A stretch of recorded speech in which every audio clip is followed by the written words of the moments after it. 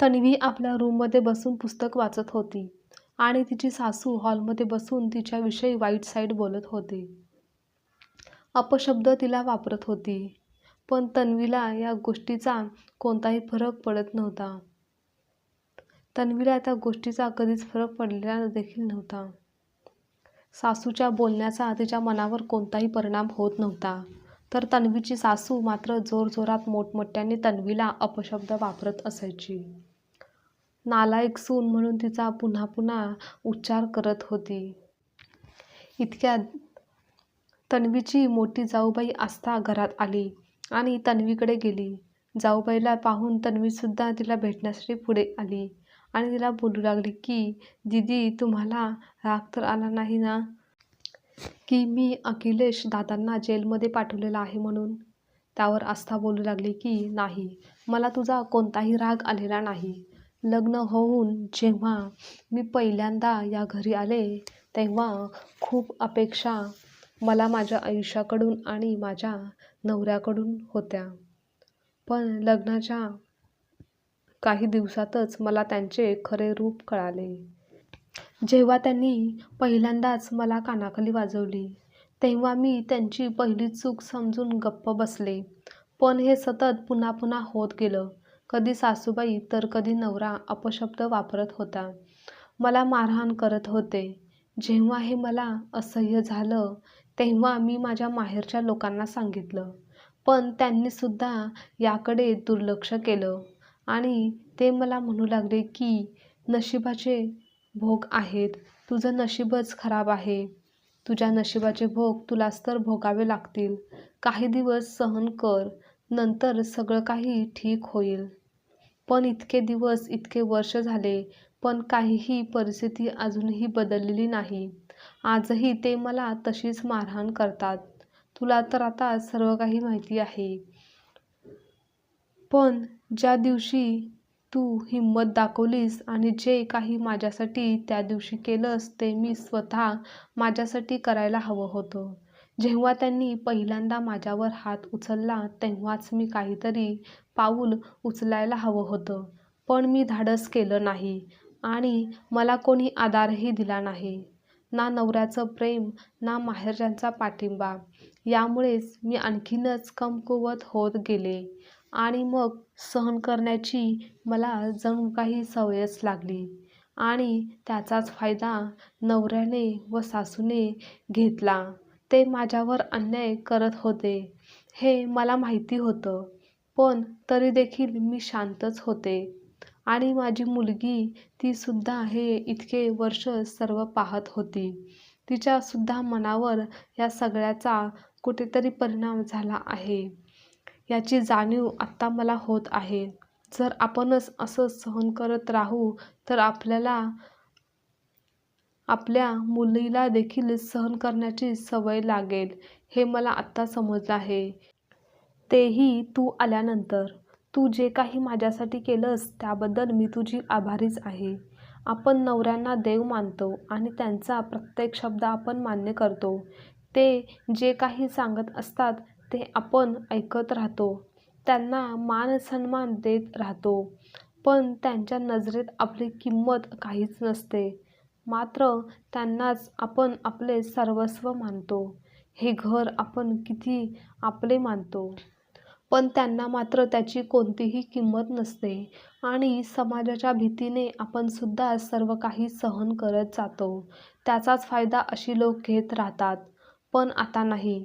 तुझ्या धाडसामुळे, तुझ्या हिमतीने मला सुद्धा आता बळ मिळालेलं आहे की अन्याय सहन करायचा नाही. जर आपण सहन करत राहिलो तर समोरचा व्यक्ती देखील आपल्यावर आणखीनच अन्याय करत राहतो. आपल्याला दुबळे समजण्याची चूक करत राहतो. पण तुझ्याकडे पाहून आता मला हिंमत आली आहे. आता मी यापुढे कोणाचाही कोणताही अन्याय सहन अजिबातच करणार नाही. आस्थाचे असे सकारात्मक बोलणे ऐकून तन्वीला सुद्धा खूप छान वाटतं. तन्वीचे लग्न महेशसोबत 8 महिन्यापूर्वी झालेले असते. जेव्हा दोघांचे लग्न ठरलेले असते तेव्हा महेश हा एक चांगला, संस्कारी व व्यसन न करणारा मुलगा आहे असं सांगण्यात आलेलं असतं. तन्वीच्या घरातल्यांना सुद्धा महेशकडे पाहून अशी अजिबातच शंका आलेली नसते की हा व्यसनी असेल किंवा याचा स्वभाव चांगला नसेल. ते सुद्धा विश्वास ठेवून तन्वीचे लग्न महेशसोबत करून देतात. पण लग्नाच्या काही महिन्यानंतरच तन्वीला महेशचे वागणे लक्षात येते. लग्नापूर्वी जे काही जसं काही सांगितलेलं असतं तसा महेश अजिबातच नसतो. खरं तर तो या विरुद्ध असतो. त्याला व्यसनसुद्धा असते आणि त्याचा स्वभावसुद्धा अजिबातच चांगला नसतो. त्याच्या नजरेत स्त्रियांना कोणतीही किंमत नसते. तो स्त्रियांचा आदर करणारा नसतो. तन्वीचे शिक्षण चांगले झालेले असते. तिला लग्नानंतरसुद्धा नोकरी करायची असते. लग्नाच्या काही महिन्यानंतर तन्वी आपल्याला नोकरी करायची आहे असं घरातल्या सगळ्यांसमोर सांगत असते. तेव्हा तन्वीचा नवरा बोलतो की तुला नोकरी करायची काय गरज आहे? तू घरातील कामच सांभाळत राहा आणि बाहेर जाऊन काय करणार आहेस? तुला फक्त बाहेर जाण्यासाठी फिरण्यासाठी कारण हवं आहे का? आणि तुला काय वाटतं? तू नोकरी करशील, पैसे कमवशील आणि तुझ्या पैशांच्या जीवावर आम्ही आहोत का? त्यामुळे तू आता नोकरी वगैरे काहीही करणार नाहीस. जे काही केलं असेल ते लग्नाआधी. लग्नानंतर तुझी मर्जी इथे चालणार नाही. तेव्हा तन्वी बोलू लागते की मी हे लग्नाआधीही नोकरी केली होती आणि यापुढेही करणार आहे. मी शिक्षण इतकं घेतलं आहे ते काय असं वाया मी जाऊ देणार नाही. आणि स्त्रिया नोकरी बाहेर करतात त्यांचा याचा अर्थ त्यांना फिरण्यासाठी किंवा त्यांच्या मर्जीने जगता यावं यासाठी नाही. तुमचा दृष्टिकोनच चुकीचा आहे. तुमची नजरच चुकीची आहे. त्यामुळेच सर्व काही तुम्हाला चुकीचे दिसत आहे. आणि प्रश्न पैशांचा नाही, तर प्रश्न माझ्या स्वप्नांचा, माझ्या इच्छेचा आहे. त्यामुळे नोकरी मी करणारच. तेव्हा सासूबाई बोलू लागतात की तुला काय वाटतं? तू नोकरी करशील आणि आम्ही तुला करून देऊ? समाजात आमचा काहीतरी मान आहे. लोक काय म्हणतील? सुनेला नोकरीवर पाठवलेलं आहे आणि तिच्या जीवावर सर्वजण बसून खात आहेत. तुला तुझी किंमत वाढवायची आहे म्हणूनच तुला नोकरी करायची आहे. पण असं काहीही होणार नाही. घरातील कामच करणे तुझ्यासाठी योग्य आहे. यावरून बराच वाद होतो. सासूबाई तन्वीला बोलू लागतात की हेच संस्कार तुझ्या आईवडिलांनी केले आहेत का? मोठ्यांशी बोलण्याची तुला साधी समजसुद्धा नाही आणि नोकरी करायचं आहे. तुला आधी मोठ्यांशी कसं बोलायचं आहे हे शिकून घे. तेव्हा तन्वी बोलू लागते की माझ्या माहेरच्या लोकांना बोलण्याच्या काहीही गरज नाही. त्यांच्याविषयी बोलण्याचा इथे काहीही संबंध नाही. त्यामुळे तुम्ही त्यांच्याविषयी काही बोलूच नका. तेव्हा महेश तन्वीला एक कानाखाली मारतो. तेव्हा मात्र तन्वीचा राग अनावर होतो. ती देखील महेशला मारण्यासाठी पुढे येते. तेव्हा सासू मध्ये येते आणि तन्वीला खूप काही अपशब्द वापरू लागते. तन्वीला मारण्यासाठी पुढे येते. या सर्वांमध्ये तिचा दीर अखिलेश सुद्धा सामील असतो. तेव्हा तन्वी स्वतःचा बचाव करत रूममध्ये निघून जाते आणि तेथूनच पोलिसांना फोन करते. जे काही घडलं आहे त्याबद्दल सर्व काही सांगते. तेव्हा पोलीससुद्धा तात्काळ त्यांच्या घरी येतात आणि तन्वीच्या नवऱ्याला आणि दिराला तेथून घेऊन जातात. सासूला मात्र पोलीस समज देतात आणि तेथेच घरी थांबवतात. पण त्या दोघांना मात्र पोलीस घेऊन जातात. ते गेल्यानंतर सासूबाई मात्र खूप काही तन्वीला बोलू लागते. दुसऱ्या दिवशी तन्वी वाजता तयार होऊन बाहेर जाऊन येतात व घरी आल्यानंतर जेवण तयार करून जेवणासाठी बसतात. तेव्हा सासूबाई दोघींनाही अपशब्द वापरतात. काहीही बोलू लागतात की आपल्या नवऱ्यांना जेलमध्ये पाठवून ह्या मस्त तयार होऊन बाहेर फिरतात. ह्यांना नवऱ्याची अजिबात काळजी नाही आणि आता मस्तपैकी माझ्याच घरात जेवायला बसत आहेत. यांना कशी काय भूक लागली आहे काही समजत नाही. मला तर येथे काळजीने एक घाससुद्धा घशाखाली उतरत नाही आणि या मात्र निवांत बसून जेवत आहेत. माझ्या मुलांना घरी येऊ दे, मग ह्यांना त्यांच्या त्यांच्या घरी कायमचेच माहेरी पाठवते. माहेरी पडून राहिल्या की मग समजेल कसं वागायचं, कसं बोलायचं. आणि तसंही आईवडिलांनी काही शिकवलेलंच नाही. चांगले संस्कार केले असतील तर आज नवऱ्याला जेलमध्ये पाठवण्याची हिची हिंमतच झाली नसती. आम्हीसुद्धा आमच्या नवऱ्याचा मार खाल्ला आहे आणि सर्व काही सहन केलं आहे. आणि हिला मात्र एकदा मार काय बसला तर हिने सरळ पोलिसामध्ये तक्रारच केली. आणि तिच्या मोठ्या जाऊबाईने असतानासुद्धा आत्तापर्यंत सर्व काही सहन केलं आहे. घरातील नियम पाळले आहेत. हिलाच काही सहन करायला लागलं आहे का? असं काहीही त्या बोलू लागल्या.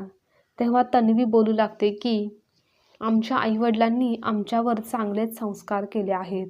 समोरच्याला मान सन्मान द्यायचा हे संस्कार केलेच आहेत आणि स्वतःचा मान सन्मान ठेवायचा असतो असे दोन्हीही संस्कार केले आहेत. अन्याय कोणावर करायचा नाही आणि अन्याय सहन देखील करायचा नाही हेच शिकवलेलं आहे. आणि राहिला प्रश्न संस्काराचा, तर तुम्ही जर तुमच्या मुलांना चांगले संस्कार, चांगल्या सवयी लावल्या असत्या, स्त्रियांचा आदर करण्यासाठी सांगितलं असतं, तर त्यांनी आजपर्यंत जे काही आमच्यासोबत केलं आहे ते कधीच केलं नसतं. तुम्ही स्वतः तुमच्या मुलांना चांगले संस्कार देऊ शकत नाही, दिले नाहीत आणि तुम्ही आमच्या आईवडिलांचे संस्कार कसं काय काढू शकता? आणि राहिला प्रश्न आम्ही जेवणाचा किंवा आम्ही चांगलं तयार होण्याचा, तर फक्त एक स्त्री नवऱ्यासाठी तयार होत नसते, तर ती स्वतःसाठी सुद्धा तयार होत असते. एका स्त्रीला चांगलं राहण्याचा, चांगलं वागण्याचा पूर्ण हक्क आहे. आणि जेव्हा तुमच्या मुलासोबत आमचं लग्न झालं होतं, तेव्हाच हे घर सुद्धा आमचं झालं होतं. या घरावर जितका हक्क, अधिकार तुमचा आहे, तितकाच हक्क आणि अधिकार आमचा सुद्धा आहे. आणि तुम्ही तुमच्या मुलांना आम्हाला जरी घटस्फोट द्यायला भाग पाडलं, तरीसुद्धा या घरातील हिस्सा, या घरातील भाग तुम्हाला आम्हाला द्यावाच लागेल. त्यामुळे असा कोणताही वेडावाकडा विचार तुम्ही करूच नका. असं बोलून तन्वी आणि आस्था जेवायला जातात. सासूसाठी सुद्धा त्या ताट करून देतात, पण सासू काही जेवत नाही. त्यामुळे त्या फारशा काही वाद देखील त्यांच्याशी घालत नाहीत. 2 दिवसांनी तन्वी नवऱ्याला व दिराला भेटण्यासाठी पोलीस स्टेशनमध्ये जाते. तेव्हा ते दोघेही तन्वीची माफी मागू लागतात. आमच्याकडून अशी चूक पुन्हा कधीही होणार नाही असं सांगू लागतात. आम्हाला एक संधी दे, आम्ही असं पुन्हा काहीही करणार नाही असे बोलू लागतात. तेव्हा तन्वीसुद्धा समंजसपणा दाखवून त्यांना एक संधी देण्याचे ठरवते. आणि तन्वी वकिलांच्या मदतीने त्या दोघांनाही पोलीस स्टेशनमधून घरी घेऊन येते. जेव्हा घरी ते पोहोचते तेव्हा तिचे वडीलसुद्धा तेथे आलेले असतात. जेव्हा ते घरी पोहोचतात तेव्हा तन्वीचे वडील तिला विचारतात की तन्वी, सर्व काही ठीक आहे ना? तेव्हा तन्वी बोलते, हो बाबा, सर्व काही ठीक आहे. तेव्हा सासूबाई काही बोलणार इतक्यात महेश बोलू लागतो की सासरे बुवा, तुम्ही कधी आला आहात आणि असं अचानक कसं काय येणं केलं? तेव्हा ते सांगू लागतात की तुमच्याच आईने मला येथे बोलावलेलं होतं आणि त्या काहीतरी सांगणार होत्या. तेव्हा महेश बोलतो की काही नाही, आईला काहीही सांगायचं नाही. तेव्हा तन्वीची सासू रागानेच आपल्या मुलांकडे पाहत असते, पण मुले तिला गप्प करतात. तेव्हा ती सुद्धा नाईलाजाने मग गप्प बसते आणि तन्वीच्या वडिलांना सांगते की नाही, मी तर तुमची मस्करी करत होते, मी तुम्हाला भेटण्यासाठीच बोलावलं होतं. मग त्यासुद्धा कोणतीही तक्रार करत नाहीत. पण तन्वीच्या वडिलांना मात्र सर्व काही समजलेलं असतं, सर्व परिस्थितीचा अंदाज आलेला असतो. पण तरी देखील ते काहीही न समजल्याचे दाखवतात आणि तन्वीला बोलतात, बेटा, काळजी घे, कधीही कोणतीही गरज पडली तर मला नक्की बोलव, आम्ही कायम तुझ्यासोबतच आहे. असे बोलून ते सर्वांचा निरोप घेऊन तेथून निघून जातात. ते गेल्यानंतर तन्वीची सासू दोन्हीही मुलांना घेऊन रूममध्ये जाते आणि त्यांना जाब विचारू लागते की तुम्ही मला तिच्या वडिलांसमोर का काही बोलू दिलं नाहीत. तिला चांगलीच अद्दल घडवली असती, तिला कायमचं माहेरी पाठवलं असतं. तेव्हा ते दोघेही सांगू लागतात की तन्वीने जी काही पोलीस केस आमच्यावर केली आहे त्यामध्ये सर्व निकाल तिच्याच बाजूने लागू शकतो. आम्ही वकिलांशी बोललेलो होतो, त्यांनी सुद्धा सांगितलं आहे की घरगुती हिंसाचारामध्ये स्त्रियांचीच बाजू घेतली जाते आणि जरी मी तिला घटस्फोट दिला तरी काही रक्कम तिला द्यावीच लागेल आणि समाजात आपली बदनामी होईल ती वेगळीच. त्यामुळे गप्प राहण्यात आणि यापुढे अशी कोणतीही चूक न करण्यातच आपला शहाणपणा आहे. त्यामुळे तू सुद्धा आता चांगलं राहण्याचा वागण्याचा प्रयत्न कर. दोन्ही सुनांना सांभाळून घे. सासूचे दोन्ही मुलांचे बोलणे तन्वी व आस्था बाहेरून ऐकतच असतात. त्या मग एकमेकींकडे पाहून हसतात आणि एकमेकींना आनंदाने मिठी मारतात. आजची कथा तुम्हाला आवडल्यास लाईक, शेअर, कमेंट करा आणि चॅनलवर नवीन असाल तर चॅनलला सबस्क्राईबसुद्धा नक्की करा.